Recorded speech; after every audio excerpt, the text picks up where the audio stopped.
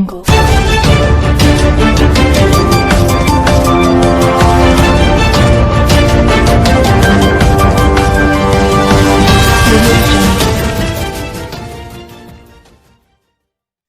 علیکم، Asia 41 news کے ساتھ میں ہوں آپ کی میزبان امنا عباس۔ خبر شامل کرتے ہیں شور کوٹ سے۔ ہمارے بیورو چیف رانا محمد شبیر کے مطابق شور کوٹ سٹی میں محرم الحرام کے سلسلہ میں امن و امان قائم رکھنے کے لیے ضلعی انتظامیہ کی جانب سے فلیگ مارچ کا انعقاد کیا گیا۔ فلیگ مارچ میں D P O Jhang Sarfaraz Khan Mir, deputy commissioner Fayyaz Ahmed Mughal, assistant commissioner Shorkot Fazal Abbas, D S P Ghazanfar Abbas, Pak فوج کے افسران، رینجرز کے اہلکار، ایس ایچ او تھانہ شور کوٹ سٹی فیصل رزاق کہلو کے علاوہ تحصیل انتظامیہ نے شرکت کی۔ محرم الحرام میں کوشش کی جائے گی کہ امن و امان کو برقرار رکھا جائے، یہ کہنا تھا D P O Jhang Sarfaraz Khan میر کا۔ اب تک کے لیے اتنا ہی کافی ہے، ملتے ہیں